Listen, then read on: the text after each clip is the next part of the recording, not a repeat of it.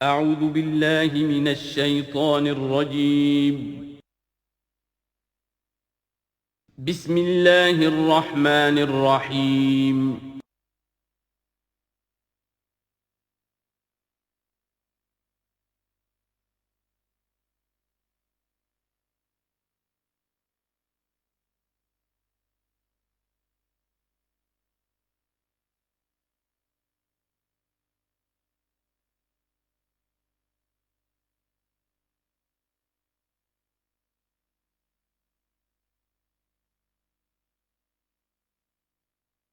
الحمد للہ وکفی والصلاة والسلام علی عبادہ الذین اصطفی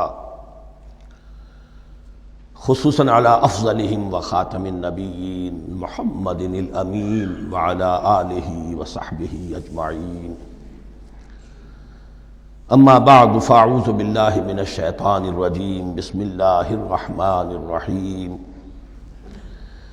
افتطمعون ان یؤمنوا لکم وقد کان فریق منہم یسمعون کلام اللہ ثم یحرفونہ من بعد ما عقلوہ وہم یعلمون صدق اللہ العظیم رب اشرح لی صدری ویسر لی امری واحلل عقدۃ من لسانی یفقہوا قولی اللہم ربنا الہمنا رشدنا واعذنا من شرور انفسنا اللہم ارنا الحق حقا وارزقنا اتباعہ وارنا الباطل باطلا وارزقنا اجتنابہ اللہم وفقنا لما تحب وترضى اللہم ربنا آنس وحشتنا في قبورنا وارحمنا بالقرآن العظیم اللہم اجعلہ لنا اماما ونورا وہدا ورحمہ اللہم ذکرنا منہ ما نسینا وعلمنا منہ ما جہلنا وارزقنا تلاوتہ آناء اللیل وآناء النہار واجعلہ لنا حجتا یا رب العالمین آمین۔ اب تک ہم نے سورہ بقرہ کے 8 رکوع اور اس پر مستضاد صرف 3 آیات کا مطالعہ کیا ہے۔ آج میں چاہتا ہوں کہ ہماری رفتار قدر تیز ہو۔ تو یہ جو سلسلہ مضمون چل رہا ہے خطاب بے امت سابقہ امت مسلمہ بنی اسرائیل، ان کے ساتھ خطاب کا سلسلہ سورہ بقرہ میں 5ویں رکوع سے شروع ہوا اور 15ویں رکوع کے آغاز تک چلے گا۔ یہ 10 رکوع ہیں۔ عرض کر چکا ہوں بار بار، اور اس کو میں چاہتا ہوں آپ اچھی طرح ذہن نشین کر لیں کہ اس میں سے پہلا رکوع جو ہے وہ دعوت کا ہے، وہ بہت فیصلہ کن ہے۔ یہی وجہ ہے کہ دیکھیے اس رکوع کا آغاز ہوا یا بنی اسرائیل اذکروا نعمتی التی انعمت علیکم واوفوا بعہدی اوف بعہدکم وایای فارہبون، اور خود بخود ظاہر ہو رہا ہے اسلوب کلام سے کہ اگلے رکوع سے بات کا رنگ بدل گیا ہے۔ یا بنی اسرائیل اذکروا نعمتی التی انعمت علیکم وانی فضلتکم علی العالمین واتقوا یوما لا تجزی نفس عن نفس شیئا ولا يقبل منها شفاعت ولا يؤخذ منها عدل ولا هم ينصرون۔ یہ تہدید کا انداز ہے، دھمکی کا انداز ہے۔ تو میں نے عرض کیا تھا کہ 5واں رکوع اس خطاب میں بمنزلہ فاتحہ ہے، بہت اہم ہے، اور بقیہ جو 9 رکوع ہیں ان میں بریکٹ کا انداز ہے کہ 2 آیتوں سے بریکٹ شروع ہوتی ہے، انہی 2 آیتوں پر بریکٹ ختم ہوگی۔ یہ ملامت کا خطاب ہے، اور ان کے خلاف ایک مفصل فرد قرارداد جرم جو ہے وائد کی گئی ہے، جس کے نتیجے میں وہ اس منصب سے معزول کر دیے گئے جس پر 2000 برس سے فائز تھے، اور ان کی جگہ پر اب امت محمد، نئی امت مسلمہ علی صاحب الصلاۃ والسلام، اب اس کا نصب، اس کی انسٹالیشن، اور اس کی انسٹالیشن سیریمنی کے طور پر تحویل قبلہ کا معاملہ۔ یہ ربط کلام اگر سامنے نہ رہے تو انسان کھو جاتا ہے قرآن مجید کی طویل صورتوں کو پڑھتے ہوئے کہ بات کہاں سے چلی تھی، کدھر جا رہی ہے، کیا ربط ہے، کیا تعلق ہے، سیاق کلام کیا ہے۔ اس کو میں اس لیے بار بار، حالانکہ مجھے معلوم ہے کہ وقت کم ہے، لیکن میں اس چیز کو زیادہ اہمیت دے رہا ہوں۔ اب ان 9 رکوعوں کے مضامین میں کچھ تو واقعات ہیں، تم نے یہ کیا، تم نے یہ کیا، تم نے یہ کیا۔ ظاہر بات ہے ترجمہ تو کرنا ہوگا، کچھ مختصر وضاحت بھی کرنی ہوگی، لیکن ان کے تفصیل میں جانے کی ضرورت نہیں ہے۔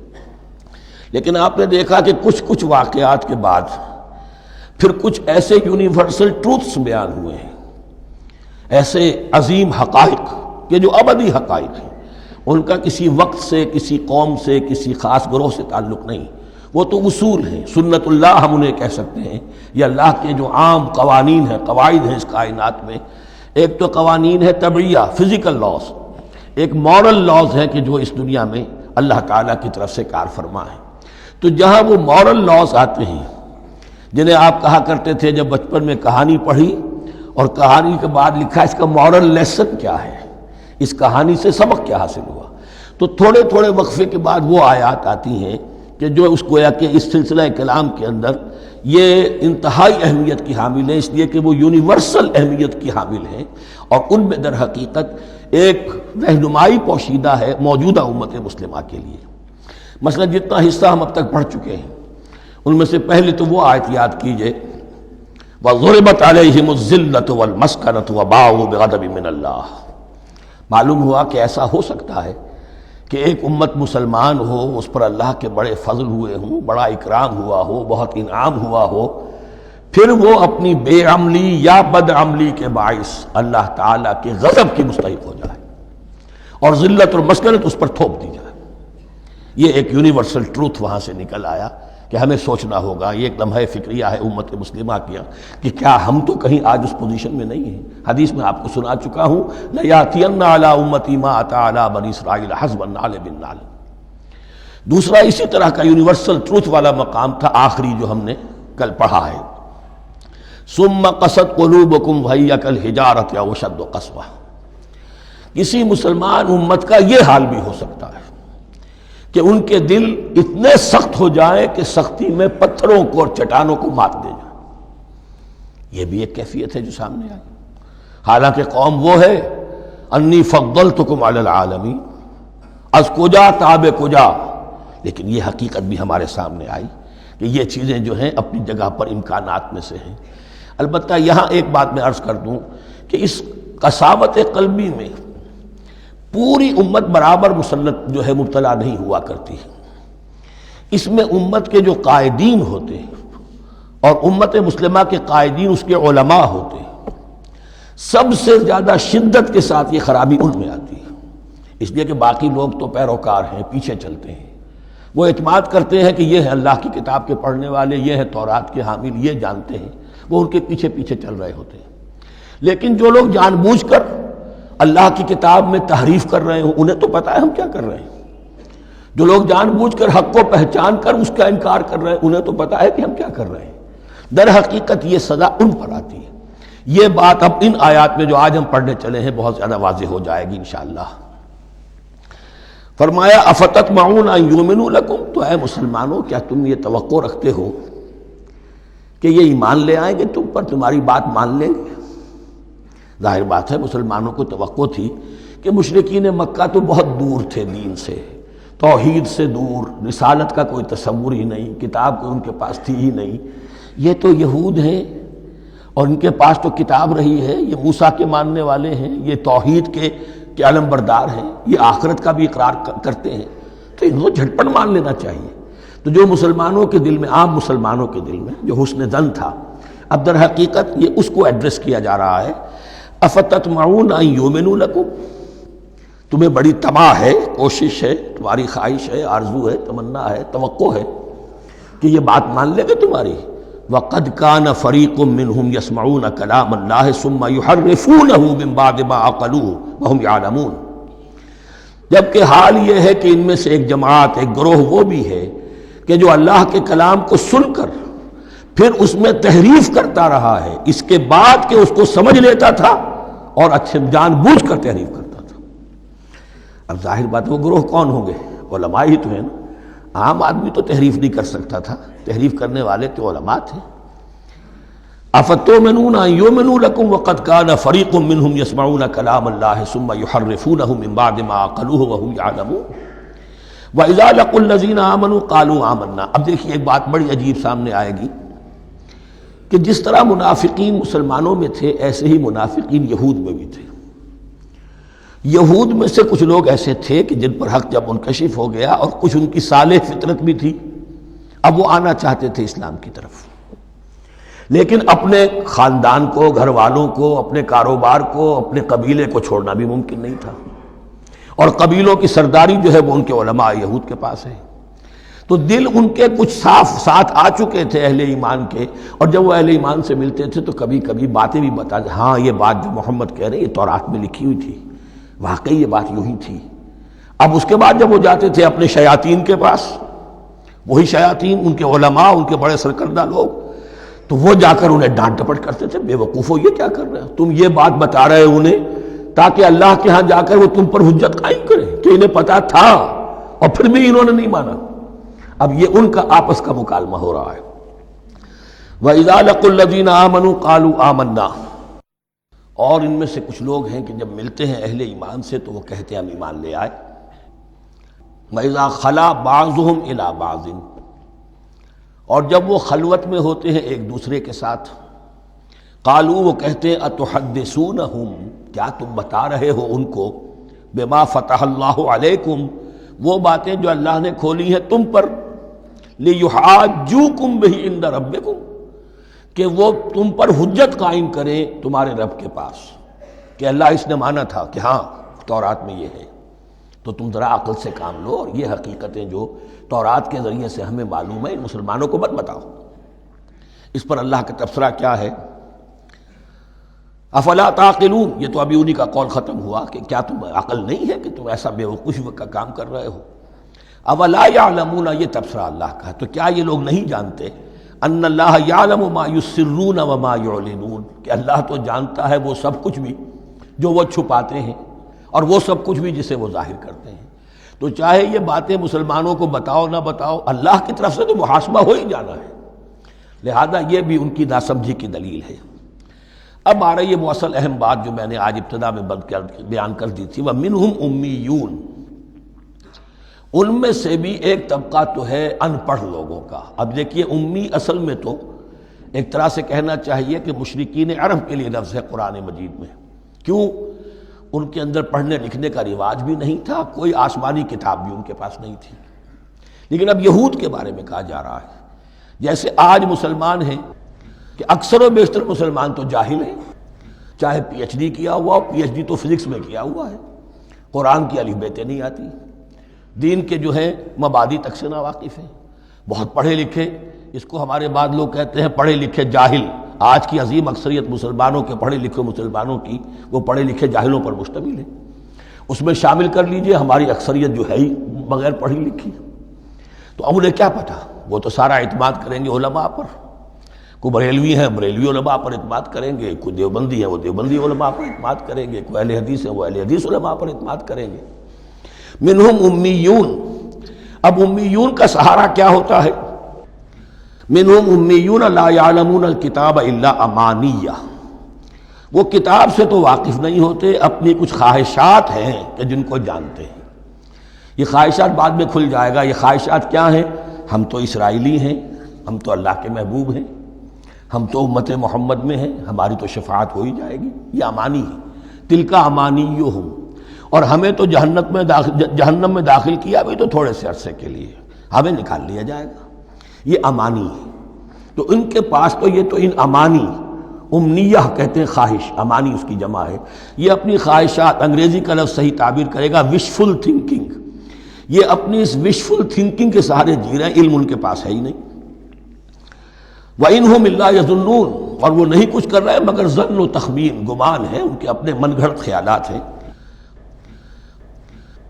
فَوَيْلٌ لِّلَّذِينَ يَكْتُبُونَ الْكِتَابَ بِأَيْدِيهِمْ، تو اصل ہلاکت اور بربادی اور ویل کے بارے میں بعض روایات یہ بھی آئی ہیں کہ وہ جہنم کا وہ طبقہ ہے جس سے خود جہنم پناہ مانگتی ہے، سخت ترین۔ تو وہ ویل، وہ تباہی جو ہے ان کے لیے ہے جو کتاب لکھتے ہیں اپنے ہاتھ سے، ثم یقولون ھذا من عند اللہ، اور پھر کہتے ہیں یہ اللہ کی طرف سے ہے، لیشتروا بہ ثمنا قلیلا، تاکہ حاصل کر لیں اس سے کچھ بڑی گھٹیا سی حقیر سی قیمت، یعنی فتویٰ نویسی جس کا معاملہ ہے۔ اب کوئی شخص آیا، اس نے ایک رائے پوچھی، انہوں نے اپنا جو بھی ہے وہ لکھا اور کہا یہی دین کا تقاضا ہے، بس یہی علم ہے، یہی اللہ کی بات ہے۔ اب اس میں کتنا کچھ واقعتاً انہوں نے صحیح بات کہی ہے، کتنی ہٹ درمی سے کام لیا ہے، کتنی کسی رشوت کے مبنی کو رائے دی ہے، خود بدلتے نہیں قرآن کو بدل دیتے ہیں، ہوئے کس درجہ فقیہان حرم بے توفیق، تو یہ ان کے علماء کا کردار تھا۔ ثم یقولون ھذا من عند اللہ لیشتروا بہ ثمنا قلیلا فویل لہم مما کتبت ایدیہم، تو ہلاکت اور بربادی ہے ان کے لیے اس چیز سے کہ جو ان کے ہاتھوں نے لکھی، وویل لہم مما یکسبون، اور ان کے لیے ہلاکت اور بربادی ہے اس کمائی سے جو وہ کر رہے ہیں۔ یہ سارا دھندا جو ہے فتویٰ فروشی کا اور دین فروشی کا، اس کے لیے تباہی وہ اپنے لیے مول لے رہے ہیں، اس سے کوئی ان کو اللہ تعالیٰ کے ہاں کوئی اجر و ثواب نہیں ملے گا۔ وقالوا، اب یہ آگے امانی، وقالوا لن تمسنا النار الا ایاما معدودہ، وہ کہتے ہیں ہمیں تو آگ چھو ہی نہیں سکتی، ہاں گنتی کے چند دن، صرف یہ کہ دوسروں کی آنکھوں میں دھول جھونکنے کے لیے کہ کوئی اعتراض نہ کر دے، اللہ ہمیں آگ میں پھینکا جا رہا اور ان کو نہیں پھینکا جا رہا، یہ ہم سے بھی بدتر تھے کردار میں، تو شاید ان کا منہ بند کرنے کے لیے چند دن کے لیے ہمیں جہنم میں ڈال دیں گے، پھر فوراً نکال لیں۔ وقالوا لن تمسنا النار الا ایاما معدودہ، اور وہ کہتے ہیں کہ نہیں چھو سکتی ہمیں آگ مگر گنتی کے چند دن۔ قل اتخذتم عند اللہ عہدا، ان سے کہیے کیا تم نے اللہ سے کوئی عہد لے لیا ہے، کوئی قول و قرار ہو گیا ہے؟ فلن یخلف اللہ عہدہ، کہ تمہیں یہ یقین ہے کہ اللہ اپنے عہد کے خلاف نہیں کرے گا؟ ام تقولون علی اللہ ما لا تعلمون، یا تم اللہ کی طرف اس بات کی نسبت کر رہے ہو، تہمت جب لگا رہے ہو، جڑ رہے ہو یہ بات اللہ پر جو تم نہیں جانتے، جس کے لیے تمہارے پاس کوئی علم نہیں ہے۔ بلا من کسب سیئۃ، اب یہ انتہائی وہ یونیورسل ٹروتھس جو ہیں جو میں نے کہا تھا، ابدی حقائق، اس کی عظیم ترین حقیقت آ رہی ہے، نوٹ کیجئے۔ بلا، کیوں نہیں، من کسب سیئۃ، جس شخص نے جان بوجھ کر ایک گناہ کمایا، لیکن گناہ بڑا، کبائر، صغائر نہیں، سیئۃ، یہ اس کی جو تنکیر ہے وہ ایک کا فائدہ بھی دے رہی ہے اور تفخیم کا بھی۔ جس نے بھی جان بوجھ کر کسبا، ایک گناہ کمایا، فاحاطت بہ خطیئتہ، اور اس کی خطا نے اس کا گھیراؤ کر لیا، یعنی ایک ہی گناہ ہے، سود کھا رہا ہے، باقی نماز ہے، تہجد ہے، یہ ہے وہ ہے، لیکن اس ایک گناہ کی برائی بھی اتنی اس کے گرد جو ہے چھا جائے گی کہ پھر اس کی یہ ساری نیکیاں ختم ہو کر رہ جائیں، ایک گناہ۔ بلا من کسب سیئۃ واحاطت بہ خطیئتہ فاولئک اصحاب النار هم فیہا خالدون، اس میں ہمارے مفسرین نے یہ لکھا ہے کہ اس کی خطا کاری اتنی اس کے اوپر چھا جائے کہ ایمان کا کوئی اثر باقی نہ رہے۔ اور المعاصی برید الکفر، یہ علماء کے ہاں اصول ہے کہ یہ جو گناہ ہوتے ہیں یہ ڈاک ہے کفر کی، ہوتے ہوتے گناہ پر مداومت اگر اس پر چلتا ہے تو اصل میں ہوتے ہوتے ہوتا یہ ہے کہ اسے پتہ بھی نہیں ہوتا، وہ اپنے آپ کو مسلمان سمجھتا ہے، اندر سے ایمان ختم ہو چکا ہوتا ہے۔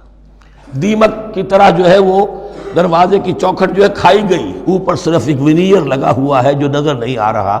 یہ عقل جو ہے اللہ نے دیمک کو بھی دی ہے کہ چھوٹی سی چھپٹی چھوڑ دینا تاکہ دھوکہ کھاتے رہیں لوگ گھر والے، باقی یہ کہ اندر سے کھوکھلا کر دیا۔ اولئک اصحاب النار، یہ آگ والے ہیں، ہم فیہا خالدون، جو اس میں ہمیشہ ہمیشہ رہیں گے۔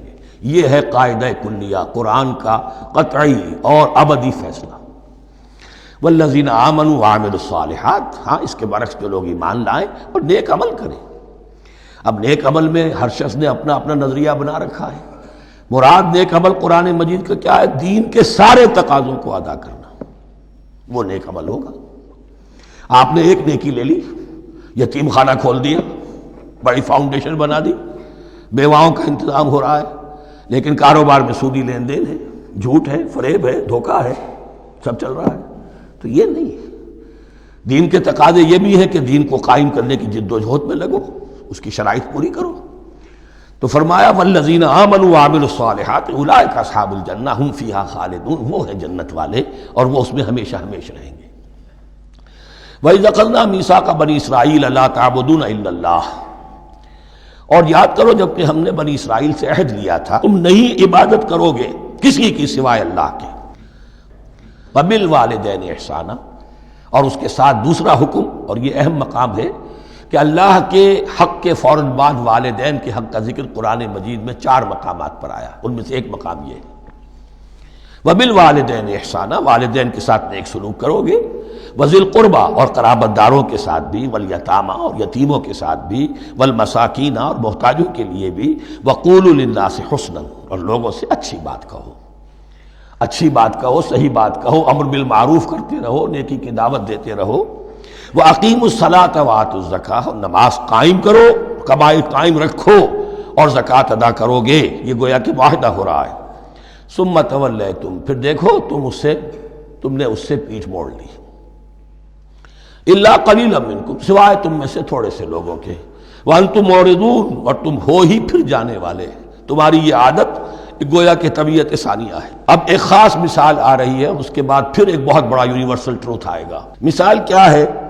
اللہ نے ان سے ایک عہد لیا تھا، وَإِذْ أَخَذْنَا مِيثَاقَكُمْ، ہم نے تم سے یہ عہد بھی لیا تھا، لا تسفکون دماءکم، دیکھو اپنا خون نہیں بہاؤ گے، یعنی آپس میں جنگ نہیں کرو گے، لڑو گے نہیں، تم بنی اسرائیل ایک وحدت بن کر رہو گے، جیسے کہ قرآن مجید میں آیا ہے انما المؤمنون اخوۃ، تم بھائی بھائی ہو، لا تسفکون دماءکم، اپنا خون نہیں بہاؤ گے، ولا تخرجون انفسکم من دیارکم، اور نہ ہی تم نکالو گے اپنے کچھ لوگوں کو ان کے گھروں سے۔ اب یہاں مجھے وضاحت کرنی پڑے گی ورنہ بات سمجھ میں نہیں آئے گی کہ جب حضرت یوشع ابن نون کی سرکردگی میں بنی اسرائیل نے فلسطین کو فتح کرنا شروع کیا، اور سب سے پہلے جیریکو فتح کیا گیا شہر، اس کے بعد جب سارا فلسطین فتح کر لیا تو انہوں نے ایک مرکزی حکومت قائم نہیں کی، 12 قبیلوں نے 12 حکومتیں بنا لی، جیسے 12 چشمے تھے پانی کے ویسی 12 حکومتیں۔ اب ظاہر بات ہے جہاں 12 حکومتیں ہوں گی تو وہ طوائف الملوکی جس کو کہتے ہیں، آپس کی کھٹ پٹ ہوتی تھی، جنگیں ہوتی تھی، پھر ان میں سے ایک دوسرے پر حملہ کر کے وہاں کے لوگوں کو نکال باہر کرتے تھے، بھاگنے پر مجبور کر دیتے تھے، تو یہ تھی ان کی کیفیت۔ لیکن اس کے بعد پھر جب وہ لوگ چلے گئے کہیں کفار کے ملک میں چلے گئے، اب کفار نے جو ہے ان کو لا کر اور ان کے سامنے ان کے ہاں بیچنا چاہا، چونکہ غلام بن گئے وہاں جا کر، یا انہوں نے غلام بنا لیا، تو اب فدیہ دے کر چھڑا رہے ہیں کہ ہمیں حکم دیا گیا ہے کہ جو بھی تمہارا اسرائیلی بھائی ہو اس کو فدیہ دے کر چھڑا لو اگر کہیں وہ اسیر ہو جائے۔ تو ایک حکم کو تو مانا نہیں اور دوسرے پر عمل ہو رہا ہے۔ حکم تو یہ تھا کہ آپس میں خون ریزی کرو ہی نہیں، وہ اس حکم کو تو توڑ دیا، لیکن بڑے متقیانہ انداز میں اب جو اس وقت اس کی وجہ سے جو غلام بن گئے یا اسیر ہو گئے اب ان کو چھڑوا رہے کہ اللہ کا حکم ہے، شریعت کا حکم ہے۔ یہ ہے وہ تضاد جو مسلمان امتوں کے اندر ہو جاتا ہے، اس پر آئے گا وہ یونیورسل ٹروتھ۔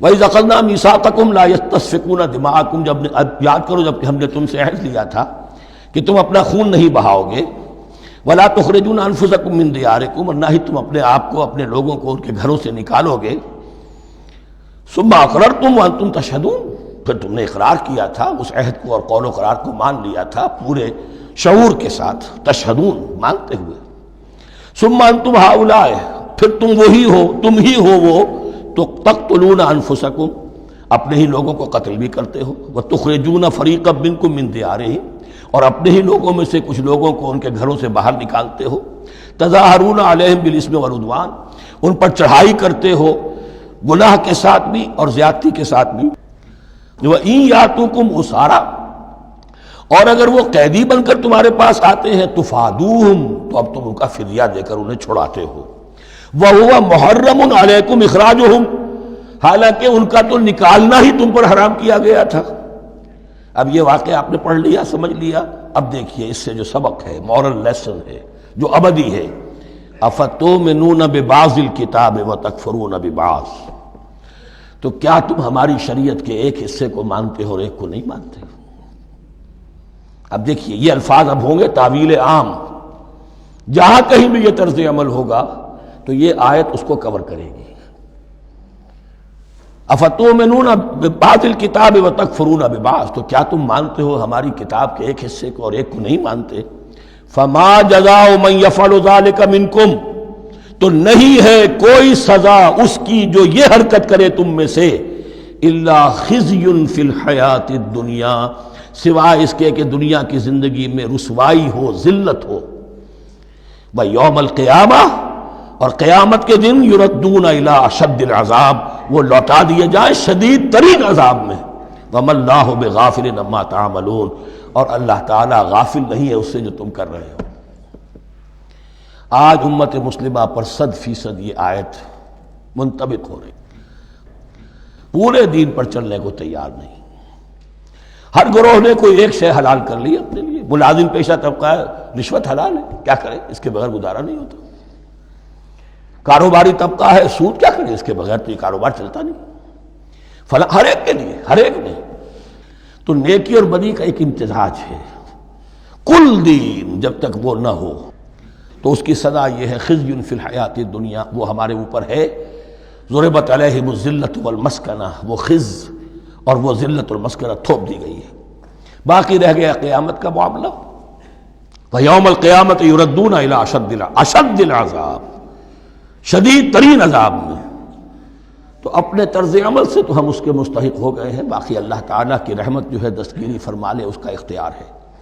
لیکن دھمکی کا پھر انداز دیکھیے، وَمَا اللَّهُ بِغَافِلٍ عَمَّا تَعْمَلُونَ، اللہ غافل نہیں ہے اس سے جو تم کر رہے ہو۔ ہر سال عمرہ فرما کے آ رہے ہیں، کس رقم سے فرما کر آ رہے ہیں یہ اللہ کو معلوم ہے، یہ حلال سے کمائی تھی یا حرام سے۔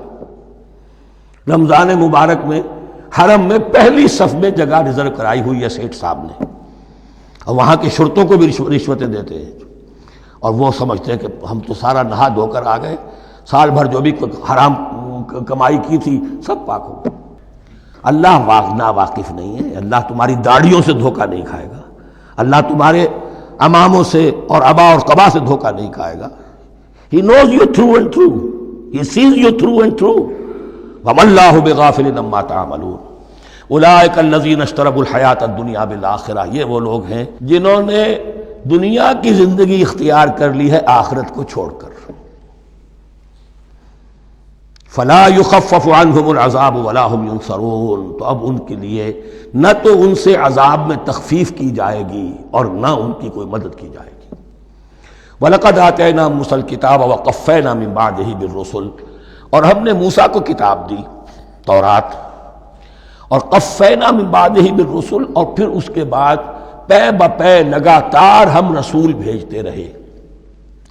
ایک بات نوٹ کر لیجئے گا، لفظ رسول اور لفظ نبی میں کچھ فرق ہے، اس وقت تفصیل میں جانے کا موقع نہیں ہے، لیکن یہ تین جوڑے الفاظ کے ایسے ہیں قرآن مجید کی اصطلاحات کے کہ وہ تینوں مترادف کے طور پر بھی استعمال ہو جاتے ہیں اور علیحدہ علیحدہ اپنا مفہوم بھی رکھتے ہیں۔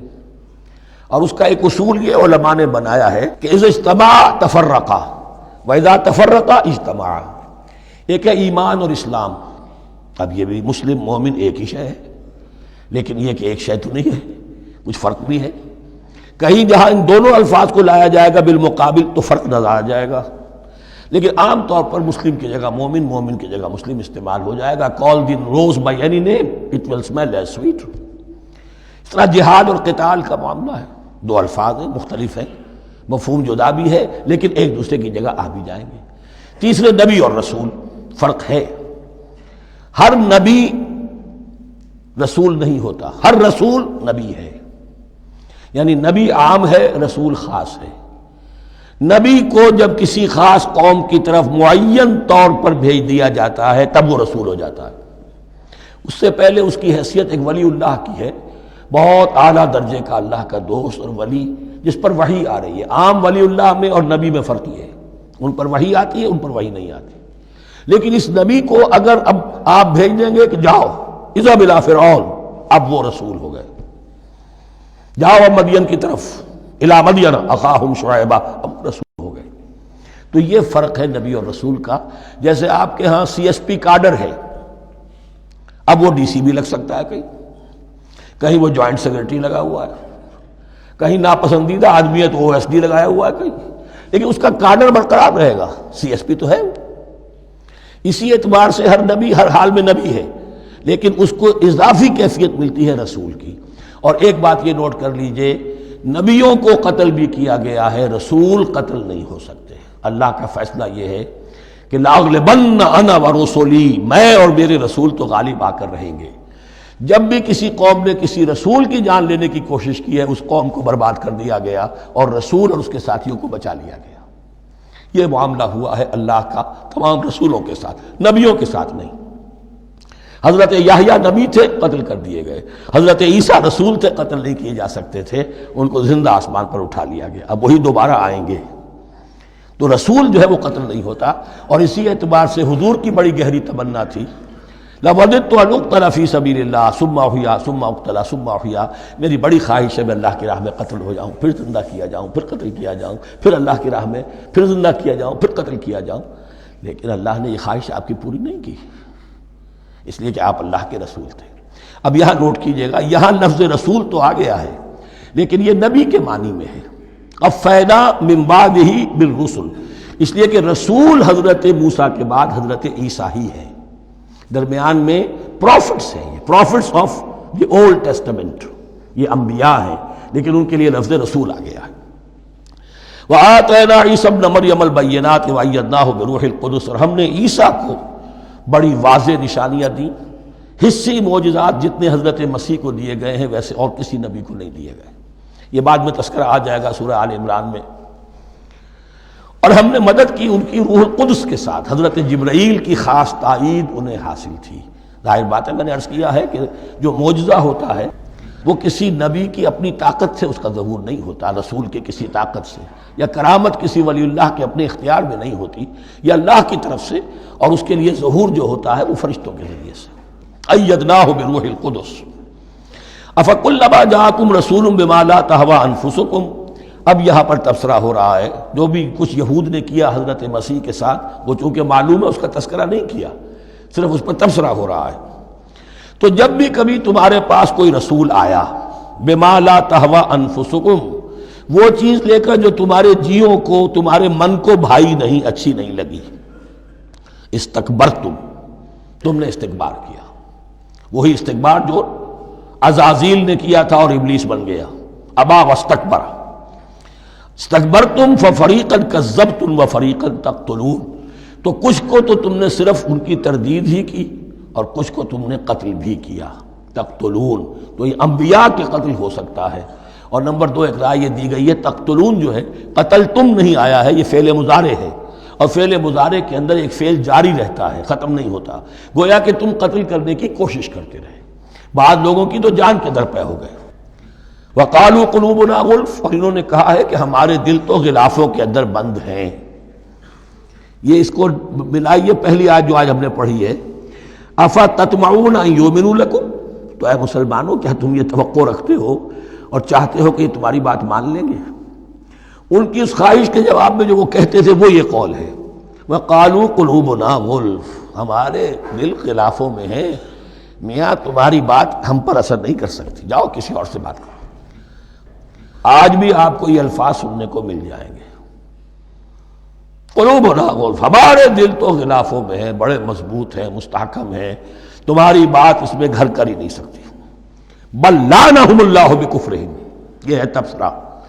جس کو یہ کہہ رہے ہیں کہ ہمارے دل محفوظ ہیں اور غلافوں میں ہیں، حقیقت میں تو ان پر لعنت ہو چکی ہے اللہ کی طرف سے ان کے کفر کی وجہ سے۔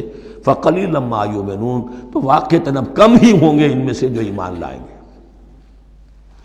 وَلَمَّا جَاءَهُمْ كِتَابٌ مِّنْ اللَّهِ مُصَدِّقٌ لِّمَا مَعَهُمْ، اب یہاں پر ذکر ہو رہا ہے خود حضور صلی اللہ علیہ وسلم کا، اور جب آ گئی ان کے پاس کتاب اللہ کے پاس سے، یعنی یہ قرآن، مُصَدِّقٌ لِّمَا مَعَهُمْ، جو اس کی تصدیق کرتے ہوئے آیا جو ان کے پاس ہے۔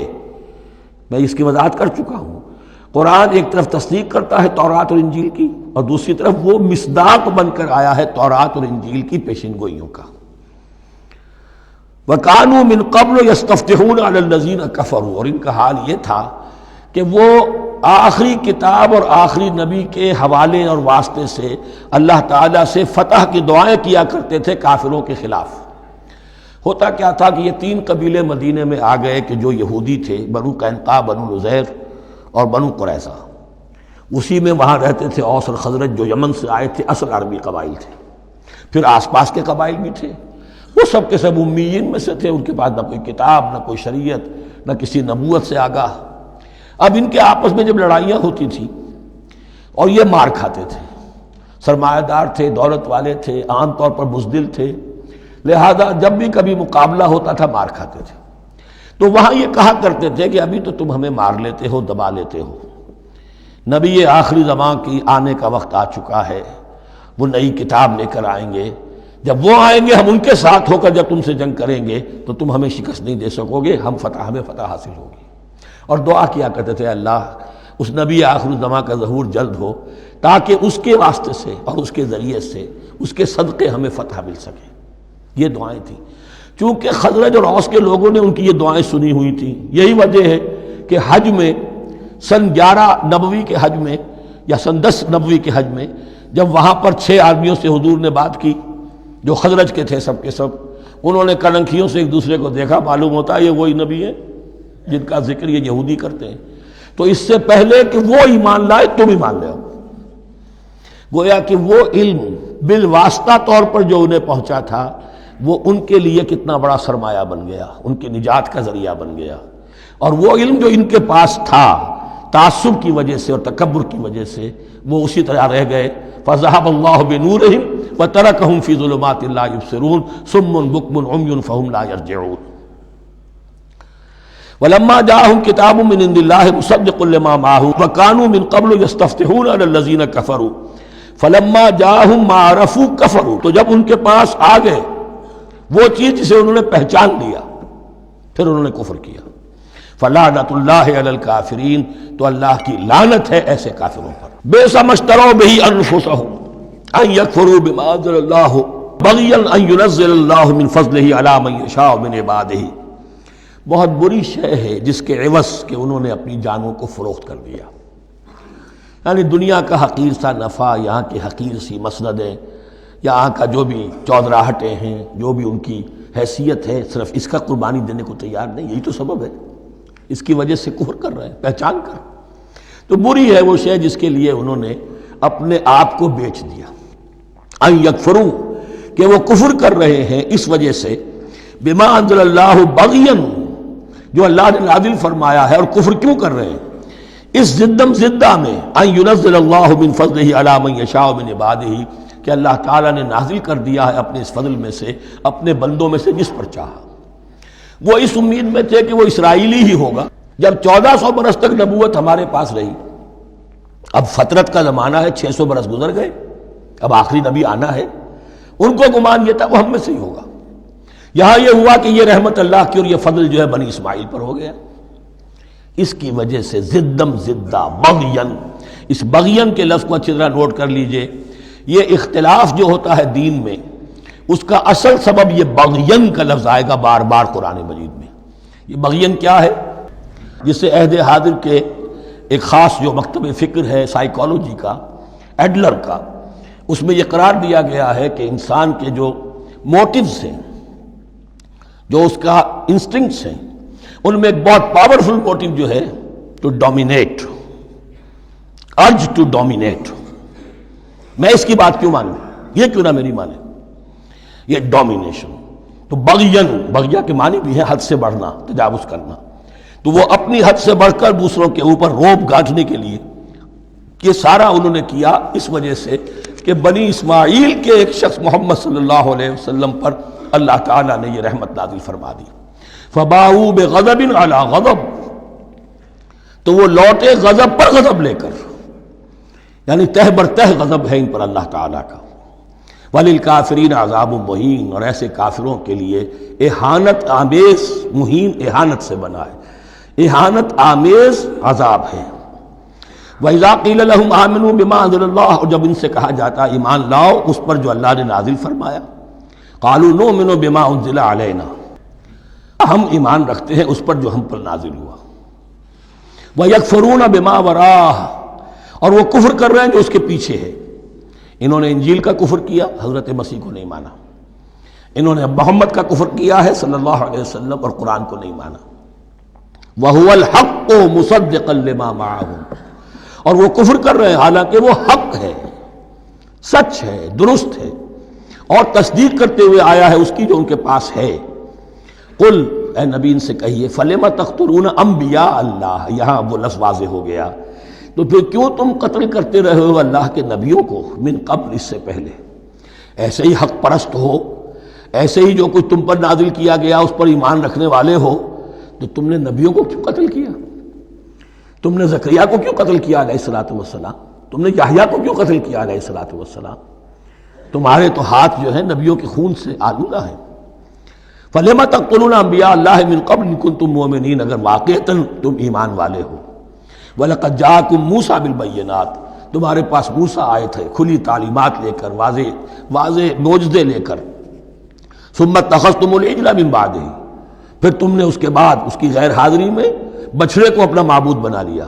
وَأَنْتُمْ ظَالِمُونَ، اور تم ظالم ہو.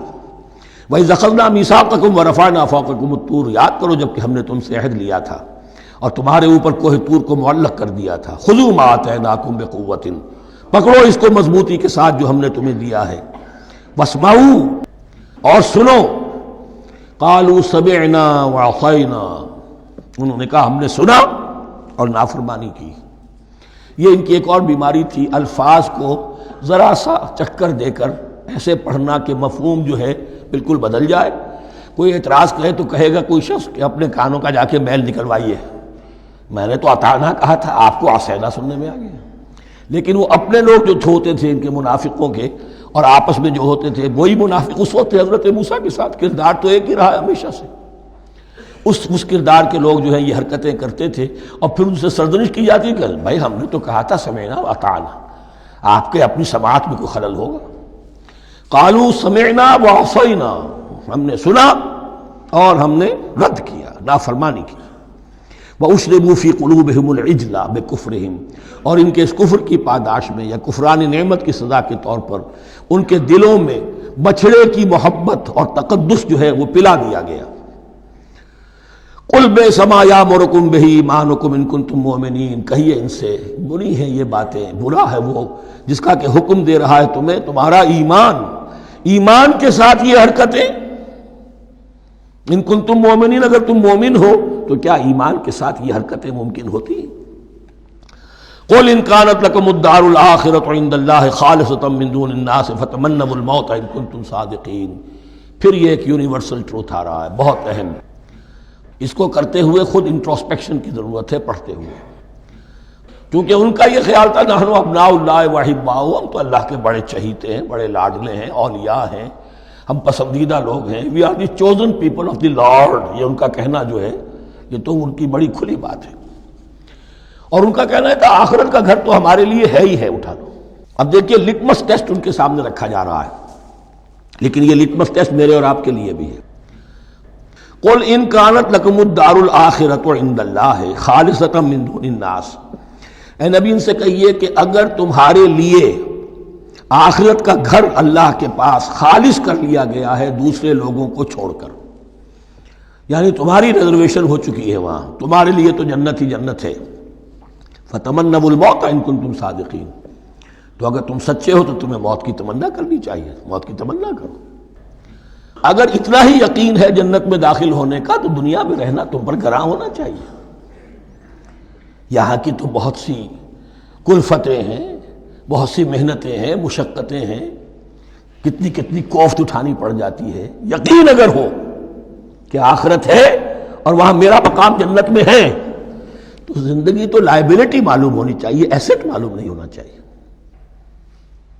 پھر تو دنیا سجن نظر آنی چاہیے، جیسا کہ حدیث میں فرمایا گیا الدنیا سجن المومن و جنت الکافر، یعنی کم سے کم یہ کہ دنیا میں زیادہ رہنے کی آرزو تو نہ ہو، یہ کم سے کم ہے. آخرت پر ایمان، اور اگر اپنا معاملہ اللہ کے ساتھ خلوص پر ہے، دھوکے بازی پہ نہیں ہے. بل الانسان علی نفسہ بصیرہ، ہر انسان کو معلوم ہے میں کہاں کھڑا ہوں. آپ کا دل آپ کو بتا دے گا آپ اللہ کے ساتھ دھوکے بازی کر رہے ہیں یا آپ کا معاملہ اللہ کے ساتھ خلوص و اخلاص پر مبنی ہے. اگر یقین ہے کہ خلوص و اخلاص پر ہے تو پھر تو یہ ہے کہ زندگی ایسٹ نہیں لائبلٹی، اور دنیا باغ نہیں قید خانہ نظر آنا چاہیے. اور اس میں انسان رہتا ہے ایک مجبوراً، اللہ نے بھیجا ہے رہنا ہے، جو اس کی طرف سے ذمہ داریاں عائد کی گئی ہیں وہ ادا کرنی ہے. لیکن یہاں رہنے کی خواہش یہ اگر ہے تو یا تو آخرت پر ایمان نہیں یا اپنا اللہ کے ساتھ معاملہ خلوص اور اخلاص پر مبنی نہیں. دس از دی لٹمس ٹیسٹ. فتمنوا الموت ان کنتم صادقین ولن یتمنوہ ابدا، اور یہ ہرگز نہیں کریں گے تمنا اس کی موت کی، بما قدمت ایدیہم، بسبب ان کرتوتوں کے جو ان کے ہاتھوں نے آگے بھیجے ہوئے ہیں۔ ہر شخص کو معلوم ہے میں نے کیا کمائی کی ہے، کیا بھیجی ہے۔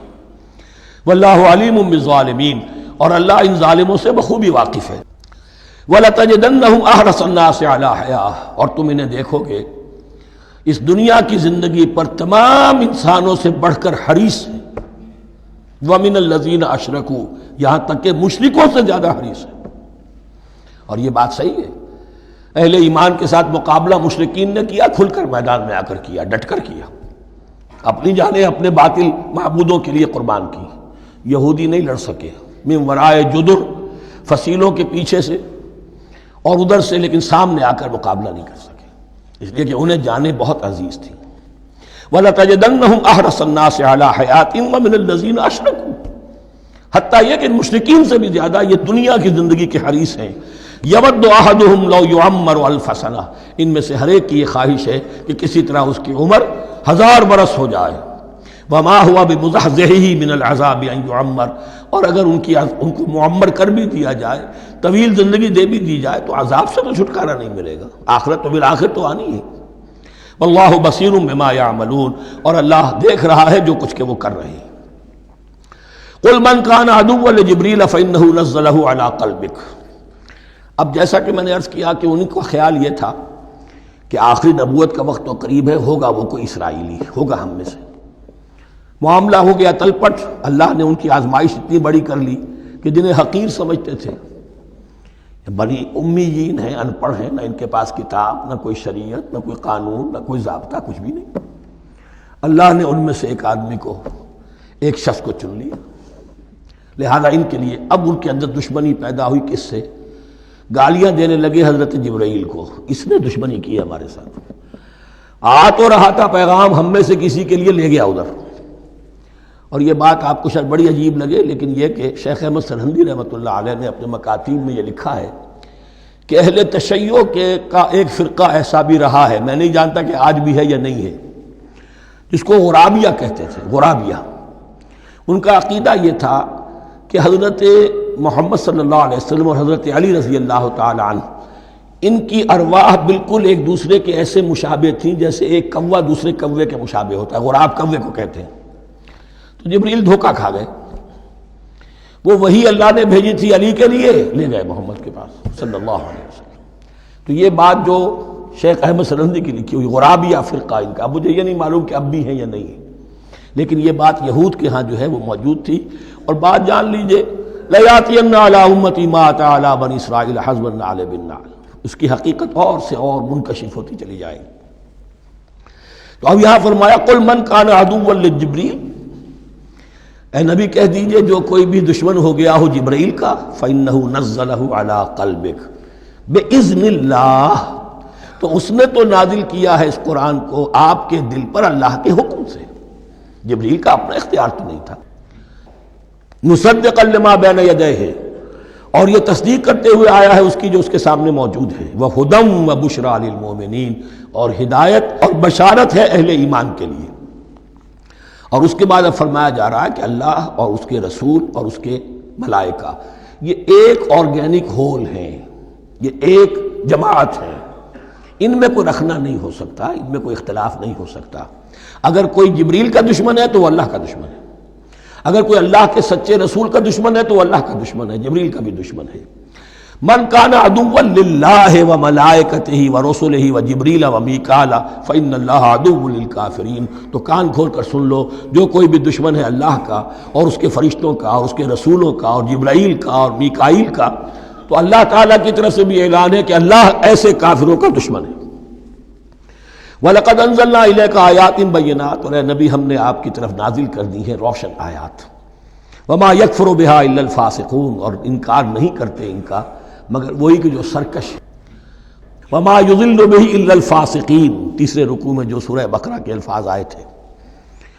أَوَكُلَّمَا عَاهَدُوا عَهْدًا نَبَذَهُ فَرِيقٌ مِّنْهُمْ، تو جب بھی کبھی انہوں نے کوئی عہد کیا، اللہ سے میثاق کیا، اللہ کے رسولوں سے کوئی عہد کیا، نبذہ فریق منہم، ان میں سے ایک گروہ نے اس معاہدے کو پھینک دیا اٹھا کر۔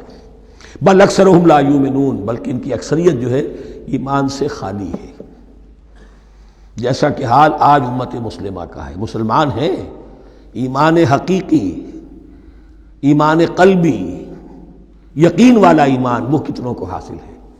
ڈھونڈ اب ان کو چراغ رخ زیبا لے کر۔ وَلَمَّا جَاءَهُمْ رَسُولٌ مِّنْ عِندِ اللَّهِ مُصَدِّقٌ لِّمَا مَعَهُمْ نَبَذَ فَرِيقٌ مِّنَ الَّذِينَ أُوتُوا الْكِتَابَ، پھر وہی بات، اور جب آئے ان کے پاس اللہ کی طرف سے ایک رسول یعنی محمد صلی اللہ علیہ وسلم، مصدق لما معہم، اور تصدیق کرتے ہوئے آئے ہیں اس کی جو ان کے پاس موجود ہے، ان کے ساتھ ہے، نبذ فریق من الذین اوتوا الکتاب کتاب اللہ وراء ظہورہم، ان کی ایک گروہ، ان کی ایک جماعت نے اللہ کی کتاب کو اپنی پیٹھوں کے پیچھے پھینک دیا، کانہم لا یعلمون، گویا کہ وہ جانتے ہی نہیں، انجانے سے ہو کر رہ گئے، نہیں ہمیں کچھ پتہ نہیں۔ ان کے عوام پوچھتے ہوں گے کیا یہ وہی نبی ہیں جن کا ذکر نہیں، کیا بولے، کوئی یقین سے نہیں کہہ سکتے، کچھ نہیں، ابھی دیکھیں گے، تیل دیکھو، تیل کی دھار دیکھو، کانہم لا یعلمون، جیسے انہیں علم نہیں ہے۔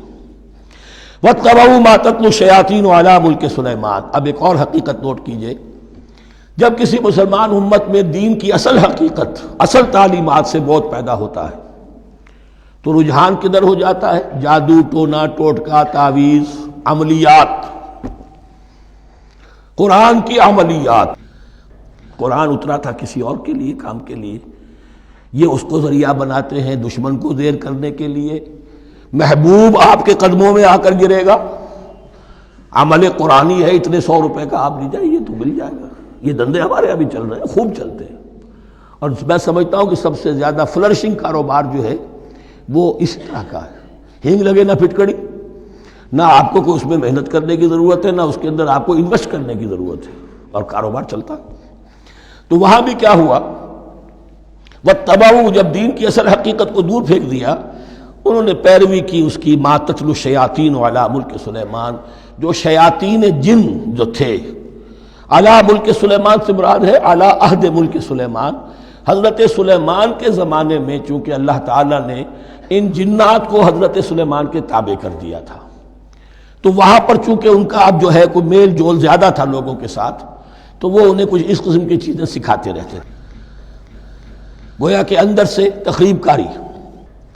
وَاتَّبَعُوا مَا تَتْلُو الشَّيَاطِينُ عَلَىٰ مُلْكِ سُلَيْمَانَ وَمَا كَفَرَ سُلَيْمَانُ وَلَٰكِنَّ الشَّيَاطِينَ كَفَرُوا، اور سن لو، سلیمان نے کبھی کفر نہیں کیا، بلکہ یہ شیاطین تھے کہ جو کفر کرتے تھے۔ جادو کفر ہے،